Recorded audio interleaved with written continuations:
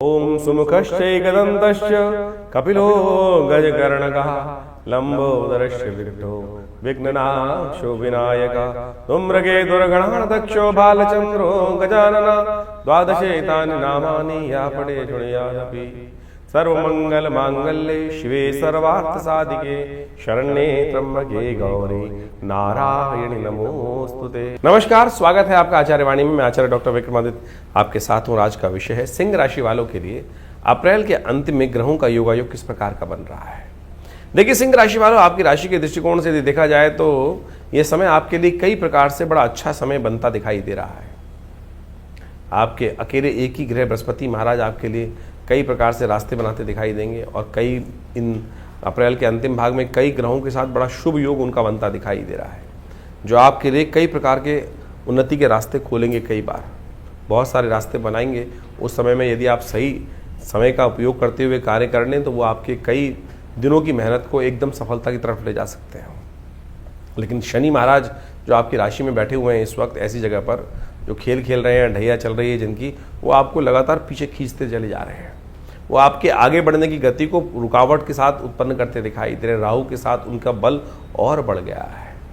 ऐसे में उन सब के लिए आपको समय समय पर उपचार करते रहना पड़ेगा। नहीं तो ये समय जो है ग्रह नक्षत्रों के दृष्टिकोण से ये इसी प्रकार का चलता है, कोई अच्छे कोई खराब ग्रह।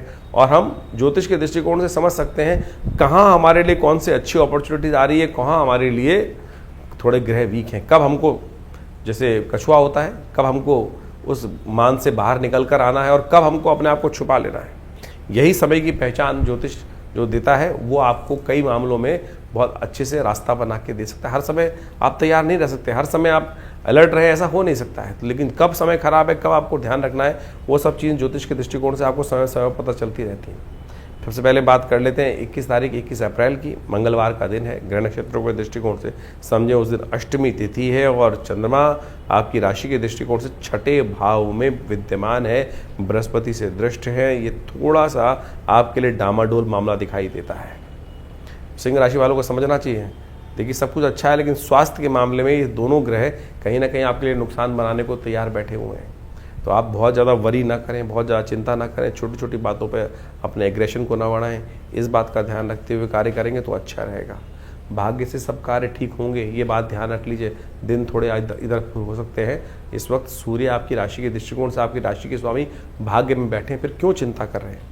छोटी छोटी बातों में अननेसेसरी के वरीज त्यागने का प्रयास करें, ये आपके लिए बहुत ज़रूरी है। वरी को त्यागेंगे, स्वास्थ्य का ध्यान रखेंगे, अच्छा रहेगा। इस दिन बसौड़ा है, शीतला माता की उपासना करने का दिन है, अष्टमी है। भगवान शिव के महामृत्युंजय मंत्र का जप करें और हो सके तो शीतला माता की पूजा करें, यह आपके लिए अच्छा रहेगा। सर्वार्थ सिद्धि योग है, नए कार्य आरंभ करने के लिए दिन अच्छा दिखाई देता है। 22 तारीख मंगलवार का अवसर, नवमी तिथि विद्यमान है। चंडिका नवमी जिसे कहा जाता है, इस दिन मंगलवार के दिन बड़ा सुंदर योग बनता दिखाई दे रहा है। आपकी राशि के दृष्टिकोण से गजकेसरी योग विद्यमान है और ये गजकेसरी योग आपके लिए उन्नति का रास्ता खोल रहा है। लेकिन बस स्वास्थ्य का और थोड़े से शत्रुओं पक्ष का ध्यान रखें, इसलिए अननेसेसरी की विचारों की चिंता को थोड़ा दूर करें, स्वास्थ्य का ध्यान रखें तो अच्छा रहेगा। आपके लिए अच्छा है कि आप विशेष तौर पर इस दिन एक छोटा सा उपाय करें। ओम क्रांग क्रीं क्रौंग से भौमाय नमः इस मंत्र का जप करना आपके लिए अच्छा रहेगा, क्योंकि मंगल थोड़े कमज़ोर चल रहे हैं इस वक्त और थोड़े इंटरनल आपकी हिम्मत जो स्थिति जो है, मन का जो भाव है वो थोड़ा कमज़ोर हो रहा है, इसलिए आप दूसरे पर आश्रित होकर काम कर रहे हैं। तो हनुमान जी कृपा प्राप्त करें, देखिए बहुत सारी चीज़ें आपकी दूर हो जाएंगी, कष्ट दूर होने के योग बनेंगे। 23 तारीख बुधवार का तिथि है और दशमी तिथि विद्यमान है। इस दिन देखिए पंचक आरंभ हो रहे हैं एक तो, और साथ साथ इस दिन भद्रा का योग भी है। जब पंचक आरंभ होते हैं, और इसको ऐसे समझें कि इस वक्त सूर्य राजा है और चतुर्ग्रही योग बना हुआ है, उत्पाती योग बना हुआ है। और सूर्य राजा होने के कारण से ग्रीष्म का भीषण उत्पात आगे आने वाले समय में दिखाई देता है। ऐसे में जो पंचक है वो कहीं ना कहीं अग्नि संबंधित उत्पातों को और बढ़ा सकता है। तो जो लोग अग्नि के कार्य करते हैं, थोड़ा सा विस्फोटक कार्य से साथ जुड़े रहते हैं, लकड़ियों का एकत्रीकरण का कार्य करते हैं, कंस्ट्रक्शन संबंधित कार्य करते हैं, उनको विशेष तौर पर सावधान रहना चाहिए। तो ऐसे में तृण एकत्र करना, लकड़ी एकत्र करना और साथ में कुछ नया छत वत डालने के काम नहीं करने चाहिए, इस बात का ध्यान रखते हुए कार्य करेंगे तो अच्छा रहेगा। ग्रह नक्षत्रों के दृष्टिकोण से ये योग परिवर्तन की तरफ आपके लिए जा रहा है और बहुत सारी चीज़ों का क्लियर वॉइस, बहुत सारी चीज़ों का पूर्वाभास आपके मनोमस्तिष्क में उत्पन्न करता दिखाई देगा। सही समय पर बहुत सारी चीज़ें पहले ही आपको ज्ञात होती रहेंगी। अपने मन में आ रहे भावों को अवॉइड मत कीजिएगा, इस बात का ध्यान रखते हुए कार्य करेंगे तो अच्छा रहेगा। हो सके तो भगवान गणेश की उपासना करें, भगवान कृष्ण को माखन मिश्री का भोग लगाएं, आपके लिए अच्छा रहेगा। 24 तारीख बृहस्पतिवार का अवसर है, एकादशी तिथि इस दिन विद्यमान है और ऐसे में वरुथनी एकादशी का सुंदर योग बन रहा है। भगवान विष्णु की सुंदर उपासना करें, उनकी कृपा से आपके लिए बहुत सुंदर रहेगा। इस दिन एक नवीन ग्रह जिसको नेपच्यून कहा जाता है, वो शनि के नक्षत्र उत्तरा भाद्रपद नक्षत्र के द्वितीय चरण में प्रवेश कर रहा है और ये समस्त ग्रह जो हैं आपके अष्टम भाव में बैठकर ये आपके लिए थोड़ा सा आपको ना हर चीज़ के अंदर थोड़ा ज़्यादा खोजी योग बनाते दिखाई दे रहे हैं। ये जो चतुर्ग्रही योग है, हर चीज़ के आप गहराई में जाकर कुछ नया रास्ता देखना चाह रहे हैं, अवॉइड कीजिए उन सब चीज़ों को। जितना मतलब हो उतना काम करने का प्रयास करें, दिमाग को ज़बरदस्ती ज़्यादा उलझाएं मत, ज़्यादा बंधन, दिमाग को बंधन में ना डालें, इस बात का ध्यान रखते हुए कार्य करेंगे तो अच्छा रहेगा। जितना काम आपको है उतना कर ले, आगे बाकी छोड़ने का प्रयास कीजिए। ये आपके लिए सबसे अच्छा है कि स्तवन, भगवान के स्तवन में टाइम लगाएं, भगवान विष्णु की सुंदर उपासना करें। हो सके तो केले के पेड़ पे थोड़ा जल डालें, भगवान विष्णु का चरणामृत ग्रहण करें, ओम नमो नारायण इस मंत्र का जप करें, आपके लिए अच्छा रहेगा। 25 तारीख शुक्रवार का अवसर है, द्वादशी तिथि विद्यमान है और इस दिन ग्रह नक्षत्रों के दृष्टिकोण से जो चतुर्ग्रही योग बना हुआ था वहाँ मंगल भी पहुँच जाएंगे, चंद्रमा भी पहुँच जाएंगे सुबह 3 बज के करीब 22 पर। और ये आपके मन को थोड़ा सा क्या करते दिखाई दे रहे हैं, थोड़ा सा पजल्ड करते दिखाई दे रहे हैं। थोड़ा मनोमस्तिष्क ऐसा रहेगा कि क्या करूं क्या ना करूं, स्थिति ऐसी विचित्र आपके मनोमस्तिष्क में उत्पन्न होती दिखाई दे रही है। शुक्र महाराज भी शनि के नक्षत्र में प्रवेश कर रहे हैं, नेपच्यून भी शनि के नक्षत्र में प्रवेश कर रहे हैं और जिस प्रकार का योग, सब चीज़ें थोड़ी स्लोनेस होती दिखाई दे रही है और आपको स्लोनेस पसंद है नहीं, जो योग बनते दिखाई दे रहे हैं। तो ऐसे में थोड़ा सा ध्यान रखना पड़ेगा। देखिए धीरे धीरे रे मना, सब कुछ धीरे धीरे होता है, कोई एकदम नहीं होता है कार्य। इस बात का आपको ये समझ डेवलप कर लेनी चाहिए, ये आपके लिए बहुत ज़रूरी है। तो ये आपको बहुत सारी चीज़ों में प्रेरणा देगी। इस दिन अगस्त भी जो तारा है वो भी अस्त हो रहा है। तुलसी बाबा ने लिखा है, उदित अगस्त पंथ जल शुषा। जब अगस्त उदय हो जाते हैं तब पंथ का रास्ता खुल जाते हैं, लेकिन अब थोड़े से रास्ते आपके लिए विकट होने के दिखाई दे सकते हैं। थोड़े से रास्ते में भारीपन, कहीं ना कहीं रुकावटें उत्पन्न होने के योग दिखाई देते हैं। ये समय बावंडर का, थोड़ा सा प्राकृतिक आपदाओं का, जलजले का, ये समय ऐसा बनता दिखाई दे रहा है। तो ऐसे में ग्रह नक्षत्रों के दृष्टिकोण से आपको थोड़ी सावधानी बरतते हुए कार्य करने की ज़रूरत है। इसके लिए आप हो सके तो शुक्रवार का अवसर है, सुंदर योग है एक बहुत सुंदर, उसका लाभ लीजिए। शुक्रवार के दिन प्रदोष का योग बना है। शास्त्र में वर्णित है कि इस दिन विशेष तौर पर गाय के शुद्ध जल से, शुद्ध दूध से भगवान शिव का अभिषेक करना चाहिए और ये आपके लिए रिद्धि सिद्धिदायक योग बनाता है। 26 तारीख का दिन शनिवार का दिन है, त्रयोदशी उदय तिथि है और उसके बाद दिल्ली के पंचांग के अनुसार से चतुर्दशी उस दिन क्षय हो जाएगी। मासिक शिवरात्रि का योग बन रहा है। ध्यान रखिएगा इस दिन भद्रा भी है, तिथि भी क्षय है, तो नए कार्यों में हाथ डालना नहीं चाहिए। जो रूटीन चलते हुए कार्य हैं उनमें कार्य करने का प्रयास कीजिए। थोड़ा सा मन जो है थोड़ा सा उच्चाट रहेगा तो उसको शांत करने का प्रयास कीजिए। हो सके तो थोड़ा तेल दान करें, यदि तिल का तेल मिल जाए वो दान करें तो अच्छा रहेगा। शरीर पर भी तिल का तेल का मर्दन करना आपके लिए स्वास्थ्य के दृष्टिकोण से अच्छा योग बनाता दिखाई देगा। 27 तारीख रविवार का अवसर है और इस दिन अमावस्या तिथि का योग बन रहा है। यह अमावस्या तिथि जो है इस दिन रविवार के दिन पड़ी है और वैशाख की अमावस्या है। कहा जाता है अपने पितरों के निमित्त पैतृक कार्य करने के लिए तर्पण और विशेष तौर पर गायत्री यज्ञ अवश्य करना चाहिए अपने पितरों के निमित्त, उसे भगवान विष्णु की कृपा प्राप्त होती है। इस दिन सूर्य जो हैं वो भरणी शुक्र के नक्षत्र में प्रवेश करेंगे, बुध रेवती नक्षत्र में प्रवेश करेंगे। जो ये दोनों के दोनों ग्रहों का परिवर्तन का योग है ये आपके लिए अच्छा है, खराब नहीं। बुध का अपने नक्षत्र में प्रवेश करना आपकी राशि के दृष्टिकोण से और उसके सम्मुख ही बैठना ये आपके लिए अच्छा रहेगा। थोड़ी सी बुद्ध को शक्ति प्राप्त होगी तो ये सांसारिक ज्ञान आपके लिए सही रास्ता बनाने का बनाता दिखाई देगा। अपने पितरों के निमित्त अवश्य तर्पण इत्यादि करें इस दिन और ये तर्पण करना आपके लिए कल्याणकारी योग बनाएगा। पितरों का आशीर्वाद जब मिल जाता है ना, पितृ प्रसन्न होते हैं तो बहुत सारे सुंदर योग बनते हैं, कष्टों को निवारण करने का योग बनता है। तो हमने विवेकानंद योगाश्रम में इस दिन, हमारे दिल्ली के आश्रम में इस दिन गायत्री यज्ञ रखा गया है। सुबह 8 बजे से लेकर करीब करीब 11 बजे तक भंडारे के साथ रहेगा। उसमें ब्राह्मण भोजन भी करा सकते हैं, आप यज्ञ भी कर सकते हैं। और कहीं दूर बैठे हैं तो आप अपना स्थान आरक्षित करके अपने पितरों को प्रसन्न करने के लिए सुंदर यज्ञ का लाभ ले सकते हैं। फ़ोन नंबर स्क्रीन पर है, उन पर फ़ोन कर आप संपूर्ण व्यवस्थाओं को जान सकते हैं। 28 तारीख का दिन सोमवार का अवसर है। उस दिन शुक्ल पक्ष आरंभ होगा वैशाख के महीने का, और वैशाख का महीना भगवान माधव को प्रसन्न करने का, माधव मास बोला जाता है इसको, प्रसन्न करने का बड़ा सुंदर दिवस होता है। इस राशि के दिन यदि देखें हम आपकी राशि के दृष्टिकोण से, सिंह राशि वालों के लिए ग्रहों का परिवर्तन का योग बन रहा है। बृहस्पति महाराज मृगशिरा नक्षत्र में जो मंगल का नक्षत्र है उसमें प्रवेश कर रहे हैं, और शनि महाराज अपने ही नक्षत्र में उत्तरा भाद्रपद नक्षत्र में प्रवेश करेंगे। शनि और थोड़े जिद्दी हो जाएंगे, और थोड़े अड़ियल स्वभाव के हो जाएंगे, और थोड़ी आपके कार्यों में विघ्न उपस्थित करने के योग बना सकते हैं। ऐसे में आपको शनि का उपचार लगातार करना चाहिए। हो सके तो अपना थोड़ा सतनाजे का दान करें, उड़द की दाल का, साबुत उड़द का दान करने का प्रयास कीजिए। थोड़ा स्वास्थ्य का, पेट संबंधी रोगों का ध्यान रखने की ज़रूरत रहेगी।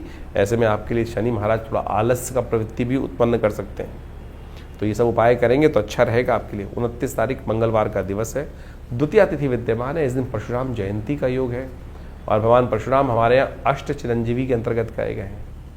और इस दिन विशेष तौर पर आपके चंद्रमा उच्च बहुत सुंदर योग बना रहे हैं आपकी राशि के दृष्टिकोण से। जो चंद्रमा की युति है वो बृहस्पति के साथ होकर आपके दशम भाव में विद्यमान होने जा रही है, जो आपके विजय के योग, जो आपकी सफलता के योग, जो आपके लाभ के योग बनाती दिखाई देगी। इस दिन आयुष की प्राप्ति के लिए, यानी अपने स्वास्थ्य की रक्षा के लिए, हमें अष्ट चिरंजीवियों की आराधना करनी चाहिए। शास्त्र कहता है अश्वत्थामा बलिर्व्यासो हनुमानश्च विभीषणा कृपा परशुरामस्य मार्कंडे च अष्टमा। इन अष्ट चिरंजीवियों की यदि उनके जन्म दिवस पर आराधना की जाए तो हमारे आयु वर्धन के लिए, जीवन के स्वास्थ्य लाभ प्राप्ति के लिए सुंदर योग बनते हैं। तो इस दिन ब्राह्मण पूजन करें, गरीबों को भोजन कराएं, ये अवश्य करने का प्रयास करें। इस दिन सर्वार्थ सिद्धि योग भी विद्यमान है, तो अवश्य आप जो भी नया कार्य आरंभ करना चाहते हैं वो कर सकते हैं। 30 तारीख का दिन अक्षय तृतीया का योग है। आपका चंद्रमा उच्च का होकर बृहस्पति के साथ बैठा हुआ है। आपके लिए ग्रह अच्छे योग बना रहे हैं, सफलतादायक योग दे रहे हैं, कीर्ति वृद्धि के योग दे रहे हैं, लेकिन शनि लगातार खराब चल रहे हैं। तो ऐसे में इस दिन अवश्य अपने ग्रहों को ठीक करने के लिए पुण्य कार्य करने का प्रयास करें। इस दिन पुण्य करेंगे ना तो उसका अक्षय फल प्राप्त होगा, लेकिन ध्यान रखिएगा यदि गलत कार्य करेंगे उसका भी अक्षय फल प्राप्त होने के योग बन सकते हैं। तो यानी अच्छा कार्य करेंगे तो कम से कम अच्छा सोचें, अच्छा विचार करें, नेगेटिव ना सोचें, ना नेगेटिव कार्य करें। इस प्रकार से आपने ग्रहों का खेल दिन पर दिन किस प्रकार का रहेगा वो समझने का प्रयास किया। देखिए, ये ग्रहों का जो खेल है वो विशेष तौर पर हर रोज परिवर्तन के साथ आगे बढ़ता रहता है जीवन। लेकिन इस समय जो चतुर्ग्रही योग बना हुआ है वो पूरे अप्रैल के अंदर जिस प्रकार चलने वाला है वो कहीं ना कहीं इस समय ग्रहों की युति को शुभ नहीं करता।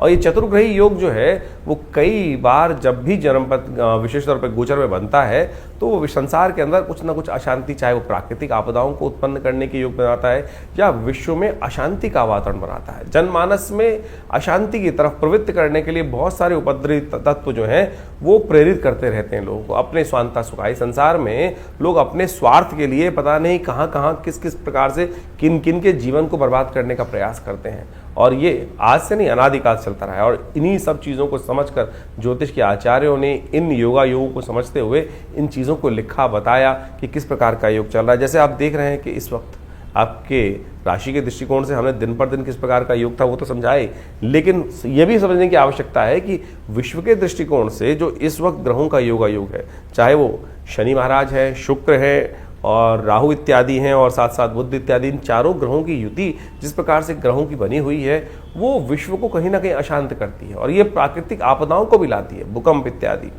अभी आपने देखा कुछ दिन पहले भयावह भूकंप की कई बार स्थिति बनी, वो ग्रहण के कारण तो थी, लेकिन और भी बहुत सारे कारण बनते रहते हैं। और ऐसे में अभी इसका प्रभाव कुछ दिन रहने वाला है, और अगले महीने मई में जाकर कई ग्रहों का परिवर्तन का योग बनेगा, चाहे वो बृहस्पति हो, चाहे वो राहु ग्रह हो, और बहुत सारे ग्रह भी परिवर्तन की तरफ जाने का योग बनाएंगे। और इस वक्त जैसे आप समझे मंगल ग्रह भी अपने सबसे कमजोर स्थिति में चल रहा है, तो ऐसे में दुस्साहस के योग भी बनते दिखाई दे रहे हैं। इसके साथ साथ देखिए, अभी जो विश्व के दृष्टिकोण से हम समझें तो अगर आप ग्रहों के योग को देखें तो वो ऐसा दिखाई देता है कि विश्व में दृष्टिकोण से जो सूर्य राजा बनकर इस बार आए हैं, मंत्री पद भी उनके पास है, तो इसके कारण से विश्व में गर्मी का भयावह प्रभाव देखने को मिलता दिखाई देगा।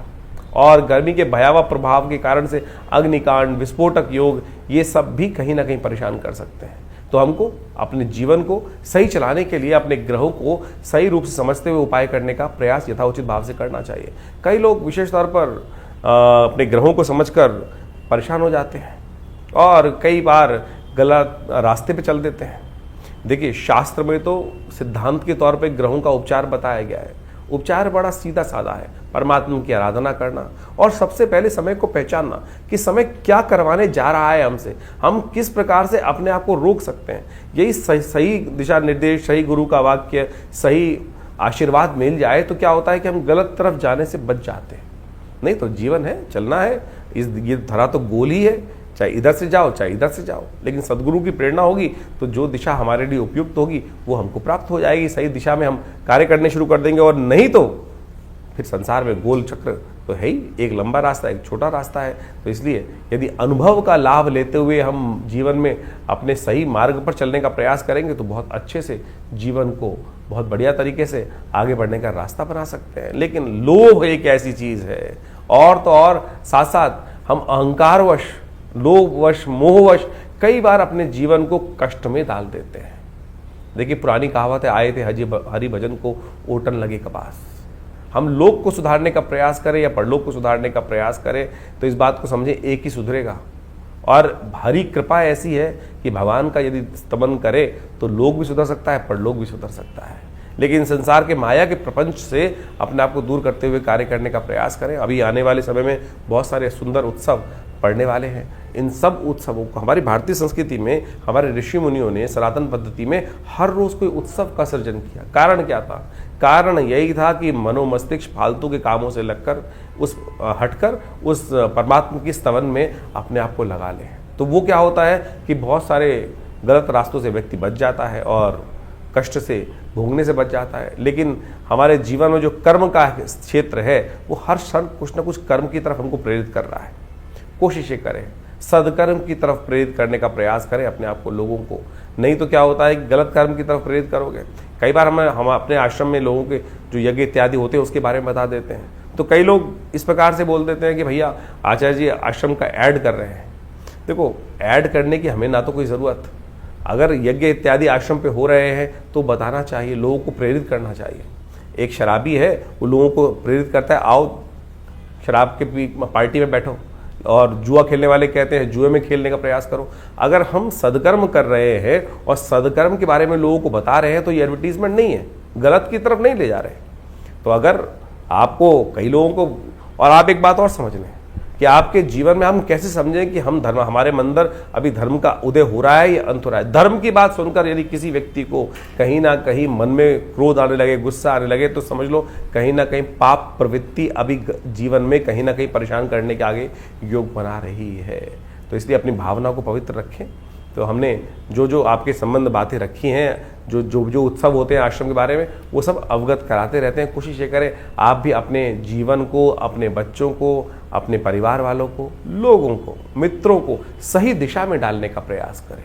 सही दिशा में आपका कर्तव्य का केवल इतना है कि चलो भाई परमात्मा का भजन करें, चलो भाई अच्छे कर्म की तरफ चलें। और समझ लो, अगर आपकी वजह से कोई एक आध व्यक्ति भी सदकर्म की तरफ लग गया तो उसके द्वारा किए गए पुण्य भी आपको लग जाएंगे। ये सब सैद्धांतिक तौर पर है। जैसे आप इसको मॉडर्न वे में समझ सकते हैं कि किसी गलत व्यक्ति को गलत काम के प्रेरित किया, चोरी डकैती और उल्टे सीधे कामों के लिए, और उसने जो कर्म किया उसने कहीं जाके आपका नाम ले दिया कि भाई, तो आप भी उस कानून के चक्र में फंसेंगे ना। तो इसी प्रकार से यदि आप किसी को पुण्य की तरफ प्रेरित कर रहे हैं तो पुण्य, उसके द्वारा किए गए पुण्य आपको प्राप्त होंगे। और किसी गलत कार्य की तरफ प्रेरित करोगे, चाहे जैसे हमने जो दो तीन अभी उदाहरण दिए आपके सामने, तो आप समझ लीजिए उसके द्वारा किया गया गलत कर्म भी आपको भी भोगना पड़ेगा। ये संसार में बिल्कुल नियम है सही रूप से। तो इसलिए सही तरफ चलने का हम प्रयास करेंगे तो अपने कर्म से, जीवन से हमें बहुत सारे कष्टों से निवृत्त होने का योग बन जाएगा। और एक बात और समझें, यदि बिना कुछ कारण के भी आपके जीवन में यदि कष्ट, मन दुख है, परेशान है, कष्ट जीवन में आए चले जा रहे हैं, तो सोच लीजिए कि अभी हमारा जो डेबिट क्रेडिट का अकाउंट है ना कर्मों का, वो कहीं ना कहीं नेगेटिव हो रहा है। शुभ कर्म अपने आप ज्यादा से ज्यादा करने का प्रयास करें। जब वो घड़ा शुभ कर्म से लबालब भरा रहेगा तो आप समझे कि आपके बहुत सारे कष्ट कब आएंगे, कब चले जाएंगे पता भी नहीं चलेगा। तो इसलिए इस सिद्धांत को समझ लीजिए, यदि छोटा सा कष्ट भी आपको बार बार आके परेशान कर देता है तो समझ लीजिए हमारे पुण्यों के अकाउंट में कितना नेगेटिव बैलेंस है कि हम छोटे छोटे कष्टों से परेशान हो रहे हैं जिनका वास्तविक जीवन में कोई औचित्य ही नहीं है। और सामने वाला जिसको हम देखकर कई बार ईर्ष्याग्रस्त हो जाते हैं कि भाई उसको भी जीवन में कष्ट सबके आ रहे हैं। सूर्य तो निकल रहा है तो उष्ण जो गर्मी है वो हर एक के लिए पैदा कर रहा है, बरसात हो रही है तो हर एक को गीला कर रही है, लेकिन किसी को उसका दुष्प्रभाव होता है और किसी को उसका शुभ प्रभाव होता है। वो इसलिए कि हमारे पुण्य किस प्रकार के हैं। तो आप सही रूप से पुण्यों को बढ़ाने का प्रयास करें, यही अध्यात्म का रहस्य है। ये न केवल प्रकार यानी ऐसे या वैसे कैसे भी अपने आप को सद्कर्म की तरफ प्रेरित करने का प्रयास करें। इसके लिए शास्त्रों में अनेक नियम, चाहे वो योग कथाएं हों, चाहे वो यज्ञ हो, चाहे वो दान हो, चाहे वो पुण्य हो, चाहे वो सद्गुरु का आशीर्वाद हो या अच्छे लोगों के सानिध्य में बैठने की कर्म बनाए गए हैं, वो सब शास्त्र के अनुसार से आपको पुण्यों को बढ़ाने की तरफ ही ले जाते हैं। और वहीं उसके लिए थोड़ी प्रयास करना पड़ता है, श्रुति को ऊर्ध्वगामी बनाना पड़ता है, उठाना पड़ता है, अपनी प्रवृत्ति को नीचे की तरफ जाने की बजाय ऊपर की तरफ उठाना पड़ता है। उसमें लगती है मेहनत। और गलत तरफ जाने के लिए तो आप बैठ चल करते हैं, उल्टे सीधे काम तो बहुत सारे ऐसे हैं, रोज शाम को लोग आपको बैठा सकते हैं। तो आप उस पर रोक, उस पर बंदिश, उस पर थोड़ा सा संयम करने का प्रयास करोगे तो खुद देखोगे धीरे धीरे परिवर्तन का रास्ता आपके जीवन में अवश्य बनेगा। और जानिए आपके जीवन में किस प्रकार के ग्रह योग चल रहे हैं, उसके लिए हम लगातार आपके साथ रहते ही हैं। तो आशा करते हैं इन सब दिशा निर्देशों को सही से समझेंगे और अपने जीवन के कष्टों को दूर करने का आप अवश्य योग बनाएंगे।